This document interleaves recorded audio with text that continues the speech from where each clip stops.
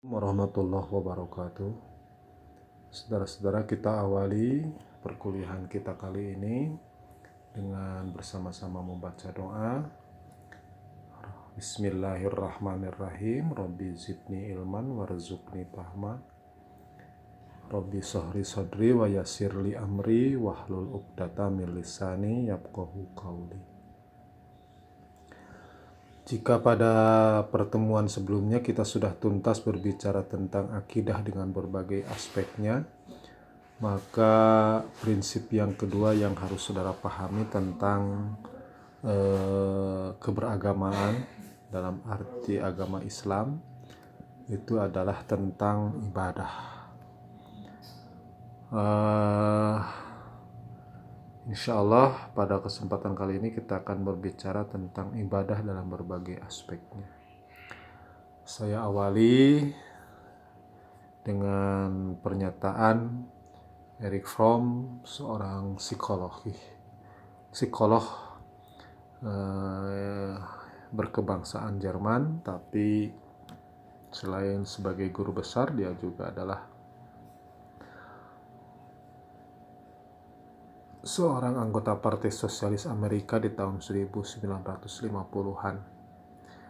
Beliau menyatakan bahwa manusia modern itu menghadapi ironi, dalam arti bahwa mereka berjaya menggapai capaian-capaian material, tapi juga dihinggapi dengan keresahan jiwa, stres, depresi, merasa teraliniasi, dan pada akhirnya kemudian banyak yang berkehendak untuk memutuskan dengan mengakhiri hidupnya dengan bunuh diri. Nah, sehingga pertanyaannya adalah apakah agama itu masih perlu, terutama dalam kehidupan modern seperti saat ini. Saudara-saudara, kita melihat atau kita mendapati realita bahwa orang-orang besar seperti Nabi Ibrahim, kemudian Nabi Muhammad SAW, demikian juga tokoh-tokoh seperti kita kenal nama Buddha, yaitu karena dimotivasi oleh keberagamaan.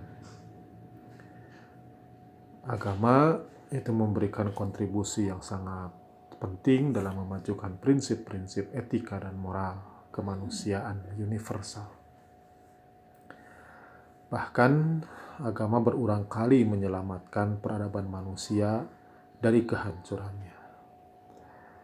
Saudara-saudara, Arnold Toynbee, seorang sejarawan berkebangsaan Inggris, juga pernah menyatakan agama sangat diperlukan oleh manusia. Tanpa agama, eksistensi manusia tidak mungkin dapat dipertahankan. Agama penting untuk memecahkan masalah-masalah pelik dari individu dan masyarakat. Di zaman kemajuan ilmiah modern sekalipun, agama tetap memainkan peranan yang lebih baik dan penting dalam menjaga kepribadian manusia.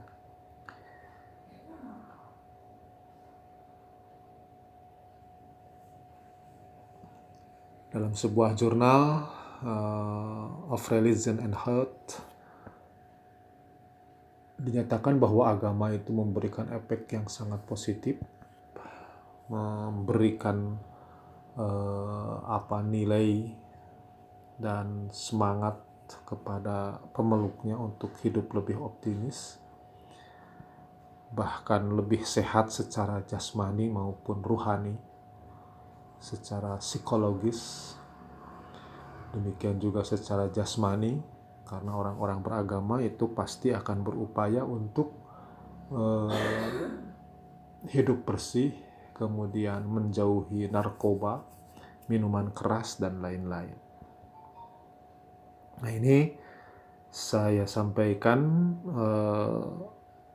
karena tadi di awal kita sudah berbicara apakah manusia hari ini yang sudah masuk ke dalam alam modern ini perlu agama.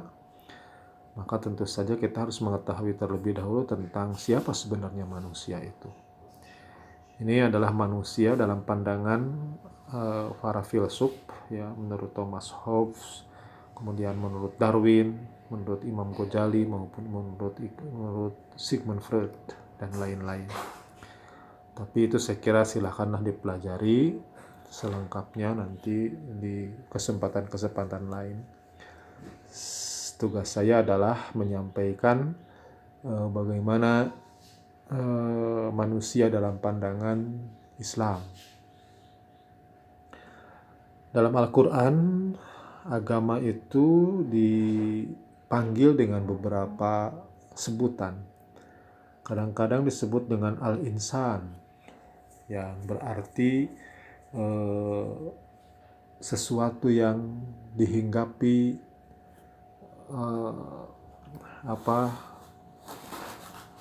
kebiasaan atau pelupa, sehingga setiap manusia itu perlu mendapatkan peringatan dan teguran. Inilah kenapa Allah Subhanahu wa Ta'ala mengutus para nabi dan para rasul. Kemudian setelah berhenti para nabi dan rasul, itu para ulama disebut sebagai warasatul anbiya, artinya pewaris para nabi, yang tugasnya adalah tadi itu memberikan peringatan dan teguran, karena manusia itu adalah al-insan, makhluk pelupa. Kemudian yang kedua, manusia juga dipanggil dengan an-nas, artinya berkembang. Tidak seperti hewan, binatang, demikian juga termasuk malaikat. Hewan, atau katakanlah misalkan seekor ayam, hidupnya itu adalah menetas dari telur, kemudian setelah itu berkembang hanya kurang lebih 4-5 bulan, kemudian disembelih, begitu ya. Tidak ada dinamika lain. Tetapi manusia berbeda, gitu ya.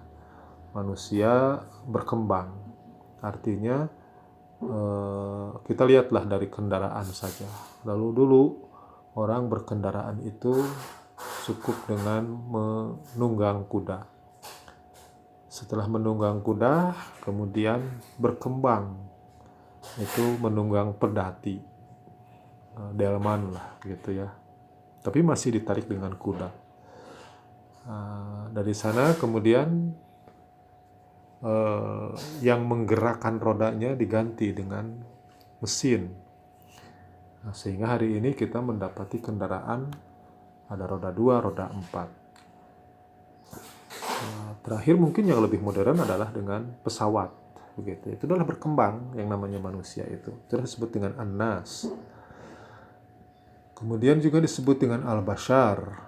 Bashar itu lebih cenderung karena manusia itu memiliki fisik, gitu ya, biologis.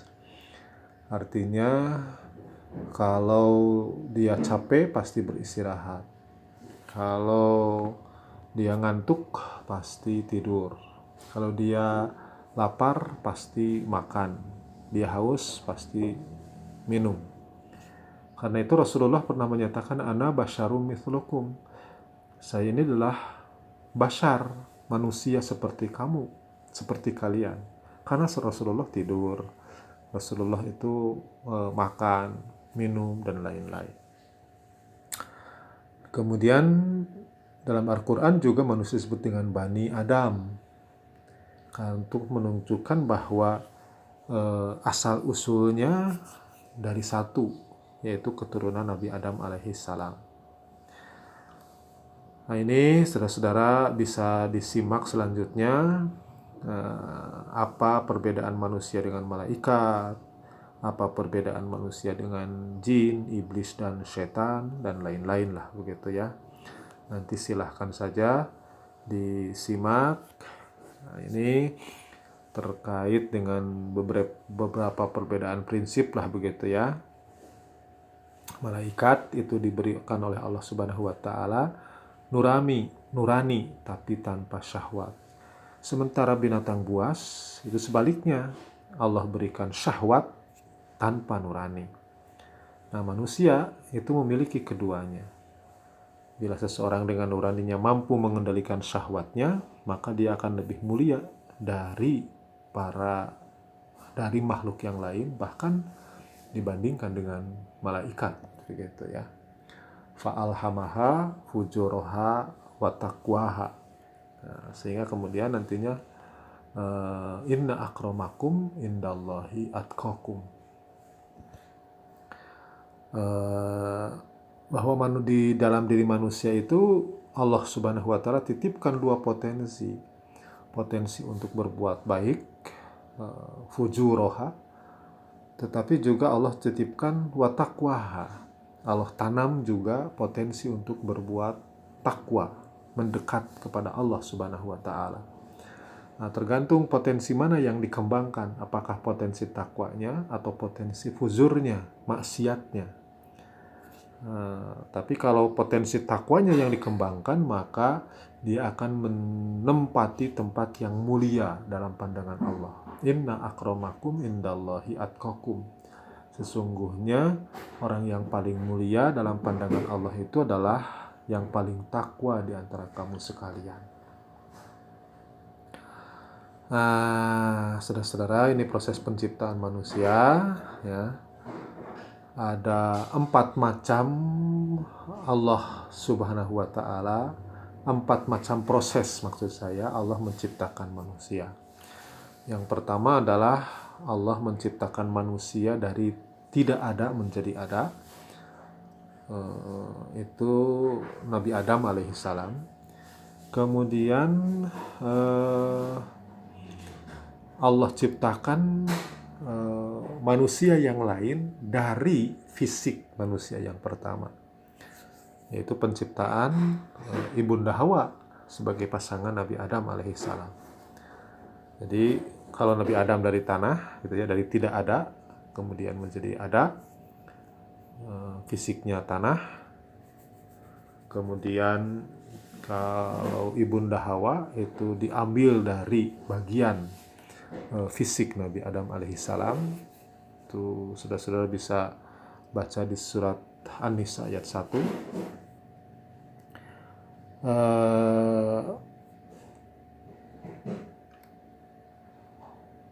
Kemudian juga manusia pernah ada manusia yang pernah diciptakan oleh Allah Subhanahu wa taala tanpa melalui proses persenyawaan sperma dengan ovum. Yaitu Nabi Isa alaihissalam. Beliau kan lahir dari ibu Maryam tanpa memiliki seorang suami. Nah, ada yang keempat, itu adalah proses yang lazim seperti biasa. Ada suami, ada istri, kemudian hamil, dan kemudian melahirkan. Ini keterangan manusia di dalam Al-Quran. Manusia itu adalah makhluk yang paling mulia di dalam pandangan Allah Subhanahu wa taala. Walaqad karamna bani Adam wa hamalnahum fil barri wal bahri wa razaqnahum minat thayyibat wa fadalnahum ala katsirin mimman khalaqna tabdila. Dan sungguh kami telah memuliakan Bani Adam, keturunan Nabi Adam. Kemudian aku berikan berbagai bekal, gitu ya.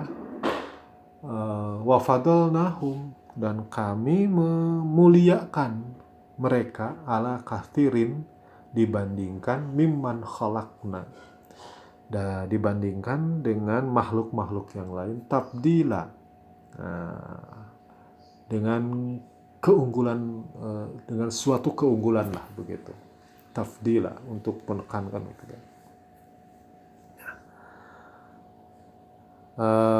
Manusia juga adalah makhluk yang paling indah bentuk dan kejadiannya, ya, fi ahsani taqwim.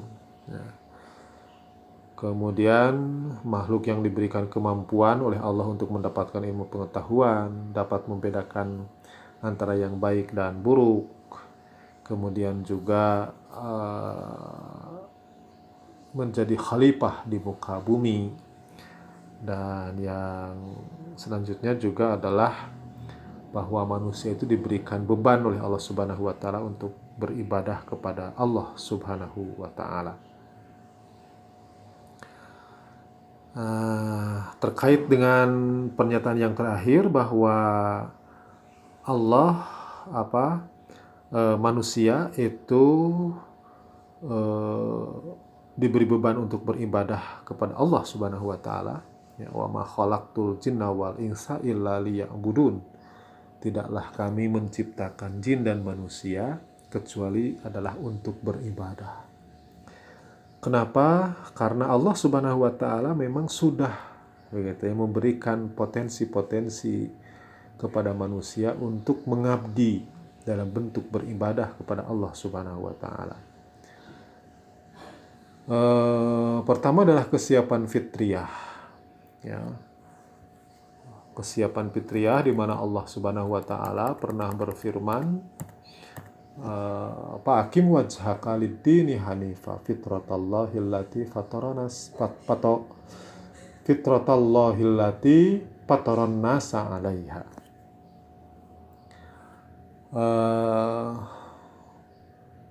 Rasulullah juga pernah bersabda, kullu mauludin yuladu 'alal fitrah. Setiap manusia itu dilahirkan dalam keadaan fitrah.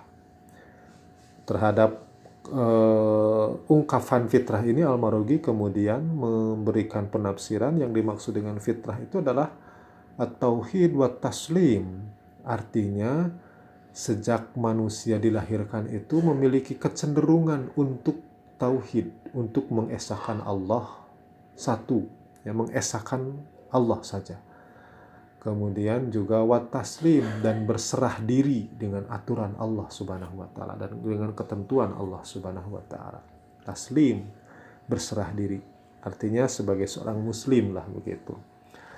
Sehingga saudara-saudara kan pernah berulang kali bertanya apakah seorang muslim itu seorang manusia yang lahir di lingkungan keluarga muslim itu perlu syahadat atau tidak? Nah, dalam pandangan saya tidak perlu, cukup sudah, karena memang kita sudah fitrah. Fitrah itu tidak pernah dikotori, tidak pernah kita abaikan, begitu ya. Nah, sehingga sekali lagi dalam pandangan saya tidak perlu seorang manusia yang lahir di kalangan keluarga muslim itu mengucapkan syahadat kembali.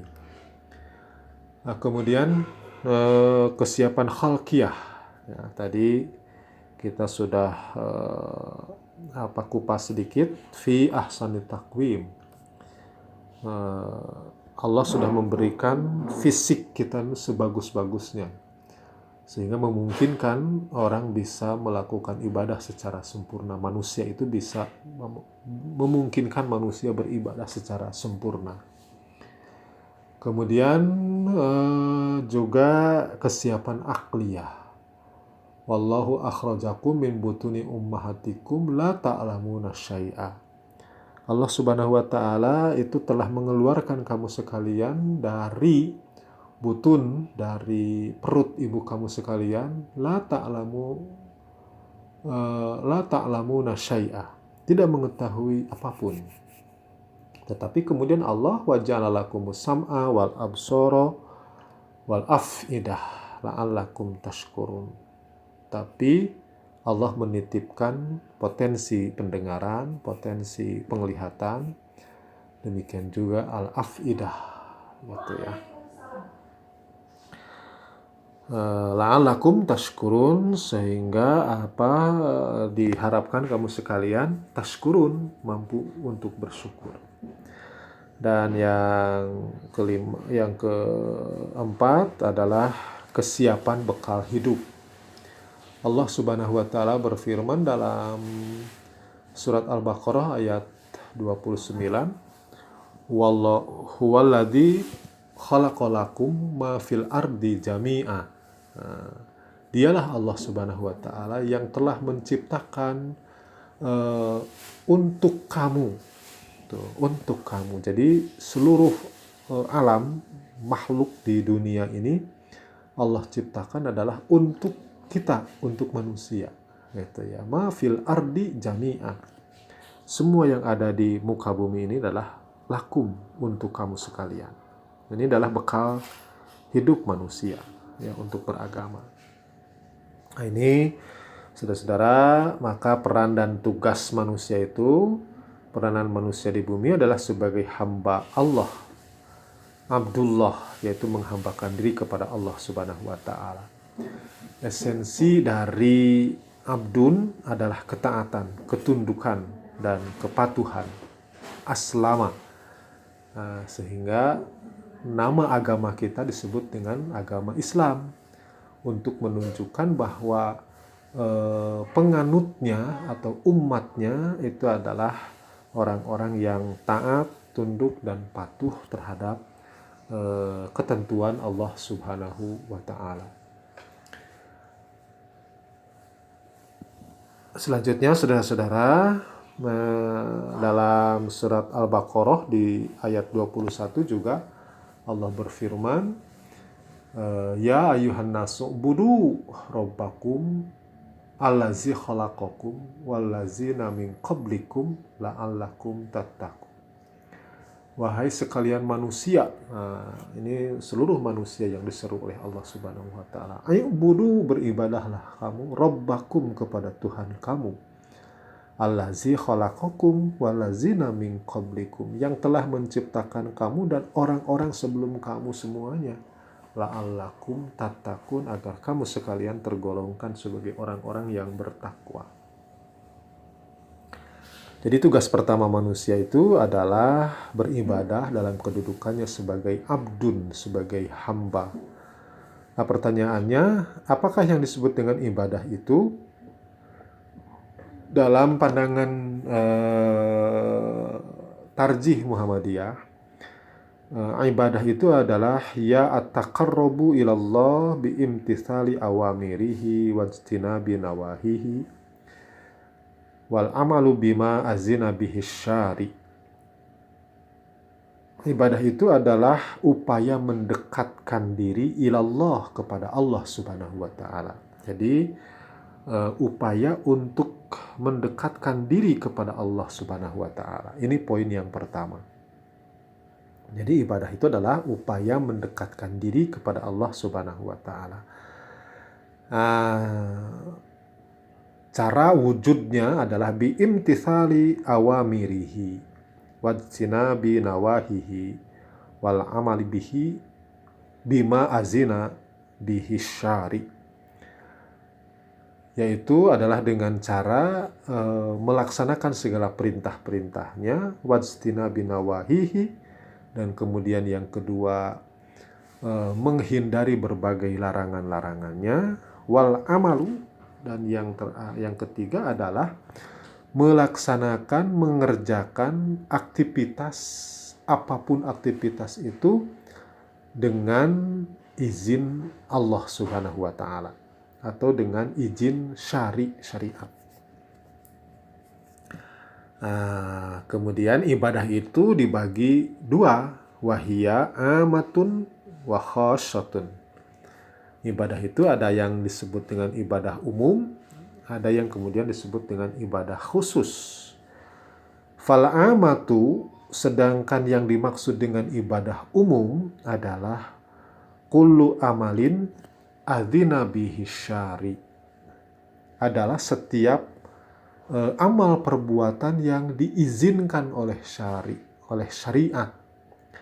Artinya saudara-saudara, ibadah umum itu adalah segala kebaikan kita yang mendapatkan izin dari Allah, dari pembuat syari. Sebagai contoh adalah kita diperintahkan berbuat baik, begitu ya. Kita diperintahkan untuk menghormati orang tua, itu adalah termasuk ibadah, itu ya. Sedangkan wal khosyah, sedangkan yang khusus adalah ma haddadahu syari, adalah ibadah yang sudah ditentukan sudah ada ketentuan dari pembuat syariat, dari Allah Subhanahu wa taala. Bijuz'iyatin wa hay'iyatin wa kaifiyatin makhsusatin. Jadi ibadah khusus itu adalah apa yang sudah ditetapkan oleh Allah pembuat syariat, gitu ya. Baik itu perinciannya, tingkahnya maupun caranya secara pasti dengan ketentuan yang pasti maksudnya. Jadi sekali lagi, ibadah itu adalah upaya mendekatkan diri kepada Allah. Kemudian caranya adalah dengan melaksanakan perintahnya, menghindari larangannya, dan beramal baik dengan izin Allah Subhanahu wa taala. Itu ya. Kemudian ibadah itu terbagi dua, ada yang disebut dengan ibadah umum, ada yang disebut dengan ibadah khusus. Ibadah khusus itu adalah ibadah yang sudah jelas ketentuannya, ya. Sudah jelas ketentuannya, baik itu waktunya, caranya, tempatnya, dan lain-lain. Contoh, sholat itu sudah pasti, gitu ya, kapan waktunya, di mana tempatnya, kemudian caranya juga sholat itu pasti. Demikian juga ibadah puasa, ibadah haji, dan lain-lain. Nah, ibadah-ibadah ini disebut dengan ibadah khosyah, atau disebut juga dengan ibadah mahdoh, ibadah yang sudah tentu, ditentukan oleh Allah Subhanahu wa taala segala perinciannya. Sehingga karenanya manusia tidak memiliki hak, kewenangan untuk merubah, baik mengurangi maupun menambah ibadah. Itu adalah ibadah khosyah, ibadah yang khusus, ibadah mahdoh. Sedangkan yang kedua adalah ibadah ammah, yaitu ibadah umum. Adalah segala kebaikan yang mendapatkan izin dari Allah Subhanahu wa taala. Seperti tadi, kita berbuat baik kepada orang tua, berbuat baik kepada tetangga, itu adalah insya Allah menjadi bagian daripada ibadah. Tetapi Allah tidak menentukan, Rasulullah juga tidak menentukan bagaimana caranya berbuat baik kepada orang tua, bagaimana cara berbuat baik kepada tetangga. Itu dipersilahkan sesuai dengan adat kebiasaan yang berlaku dalam kehidupan masing-masing. Sebagai contoh, ketika kita ingin berbuat baik, menunjukkan hormat kita kepada orang tua, itu kan suka ada istilah sungkem. Yang namanya sungkem itu adalah bersalaman kepada orang tua, kemudian menempelkan dahi kita di lutut orang tua, begitu di kaki orang tua. Itu disebut dengan sungkem, gitu ya. Berbeda dengan orang Arab. Dengan orang Arab itu kalau ingin menghormati orang tua, ambil jenggotnya, kemudian kita cium jenggotnya. Itu adalah bukti atau untuk menyatakan, menunjukkan kita hormat kepada orang tua. Ini beda kan antara orang Arab dengan orang Indonesia.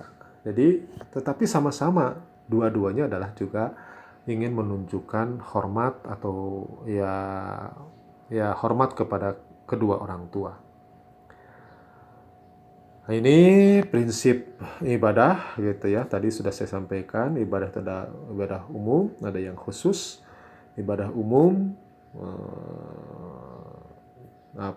tidak dijelaskan secara rinci ketentuannya. Sedangkan ibadah khusus adalah ibadah yang sudah jelas dirinci ketentuannya. Tidak boleh menambah, tidak boleh mengurangi. Disebutnya ibadah mahdoh. Sedangkan ibadah yang umum tadi disebutnya ibadah ghair mahdoh, ibadah umum, ammah. Amin. Nah, prinsip-prinsip ibadah itu yang pertama, ibadah itu hanya kepada Allah Subhanahu wa Ta'ala. Jadi hanya Allah yang pantas, yang berhak untuk kita ibadahi satu-satunya. Tidak ada zat yang lain yang kita ibadahi. Dulu dalam pertemuan pertama sudah saya sampaikan bahwa wijhatul hayat, tujuan hidup kita ini adalah mardotilah, dalam rangka untuk mencari ridho Allah Subhanahu wa Ta'ala.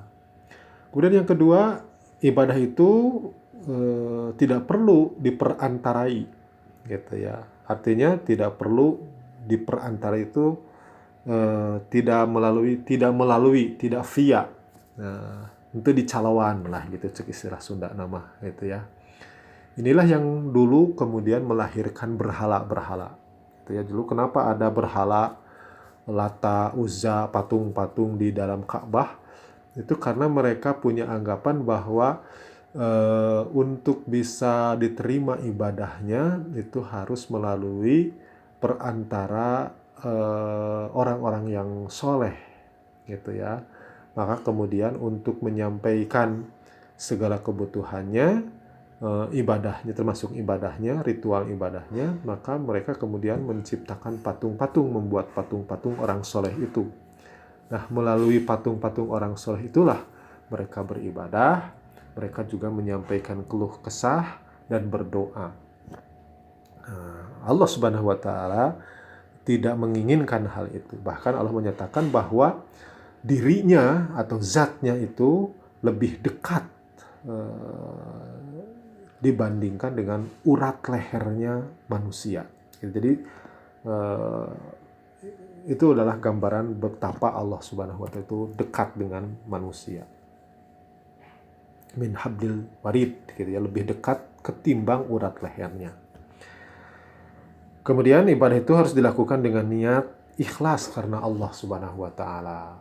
Innamal a'malu binniyat. Segala sesuatu itu harus disertai dengan niat ikhlas kepada Allah Subhanahu wa Ta'ala. Apa itu yang disebut dengan niat? Niat itu adalah qasdus syai' muqtaronan bi fi'lihi, yaitu maksud untuk melakukan sesuatu yang kemudian muqtaronan bi fi'lihi, yang kemudian diikuti dengan proses melakukannya, gitu ya. Itu adalah niat. Jadi dalam pandangan kita di Muhammadiyah, ulama tarjih, itu niat itu tidak perlu diucapkan, gitu kan. Semacam misalkan kita mau sholat, tidak perlu usolli fardo duhri, usolli fardo asri. Kita mau puasa besok, gitu kan, tidak perlu mengucapkan nawaitu saumal godi, gitu kan, saya berniat puasa, gitu kan, tidak perlu. Kan saudara-saudara juga membuka pintu itu pakai niat, ya. Saudara-saudara mau beli pulsa, itu kan juga pakai niat. Apakah ketika Anda mau membuka pintu itu harus menyatakan saya mau membuka pintu? Ketika Anda mau membeli pulsa, sebelum berangkat dari rumah, kemudian Anda ngomong sendiri begitu, saya mau berniat untuk membeli pulsa. Kan tidak, gitu ya. Karena niat itu adalah muqtaronan bi fi'lihi, artinya secara spontan itu langsung mengerjakan, begitu. Kemudian yang keempat, ibadah itu harus sesuai dengan tuntunan, gitu ya. Tadi yang namanya salat itu sallu kama ra'aitumuni usolli. Salatlah kamu sekalian seperti kalian melihat salat aku, kata Rasulullah SAW. Jadi tidak boleh ditambah, tidak boleh dikurangi. Memelihara keseimbangan unsur rohani dan jasmani. Artinya ketika Anda ingin mendekatkan diri kepada Allah Subhanahu wa Ta'ala, bukan berarti saudara-saudara itu harus lupa dengan kehidupan dunia. Fala tansa nasibaka minad dunya, gitu ya. Tapi Anda juga harus mencari, menggapai dunia. Bahkan dunia itu seharusnya juga menjadi bagian daripada ladang ibadah kita, gitu ya. Dan yang terakhir, prinsip ibadah itu adalah mudah dan ringan, ya. La yukallifullahu nafsan illa wus'aha. Allah memang menentukan normalnya sholat itu harus sambil berdiri, gitu ya. Ada ruku, ada sujud, kemudian berdiri lagi dan lain-lain. Tapi ketika manusia sudah tidak normal, artinya sudah sakit, maka Allah berikan rukhsah, gitu kan. Boleh sambil duduk, tidak bisa duduk, boleh sambil berbaring, dan selanjutnya itu adalah Allah memberikan kemudahan-kemudahan dari yang awalnya memang harus normal. Nah, terakhir, saudara-saudara, tugas manusia itu adalah sebagai khalifah, ya, di samping sebagai hamba, sebagai abdun yang harus beribadah, maka manusia juga berkedudukan sebagai khalifah. Apa tugas khalifah? Tugas khalifah itu adalah wasta'marukum fiha, artinya kita hidup di dunia, di bumi ini, tetapi juga harus memakmurkan dunia ini, kehidupan dunia ini, yaitu bumi ini. Jadi harus berkembang. Nah, inilah sebabnya kenapa Allah Subhanahu wa taala memberikan potensi akal pikiran kepada kita semua, agar tadi gitu ya, manusia itu hidupnya berkembang, demikian juga bumi ini diberdayakan lah, begitu ya. Allah telah menyimpan sumber daya alam yang sangat besar, dan itu harus dimanfaatkan oleh manusia. Nah, inilah tugas daripada khalifah. Saya kira itu, saudara-saudara. Jadi intinya ibadah itu adalah merupakan tuntutan manusia itu ya, yang nanti akan memberikan keseimbangan pada hidup manusia, sehingga manusia tidak mengalami stres, depresi, dan lain-lain. Nah, salah satu solusinya adalah dengan cara beribadah. Tadi saya sudah jelaskan apa itu ibadah, bagaimana prinsipnya, dan demikian juga macam dan jenis ibadah. Mudah-mudahan bermanfaat. Terima kasih atas segala perhatiannya. Nasru minallah wa fathun qarib wa basyiril mu'minin. Wassalamualaikum warahmatullahi wabarakatuh.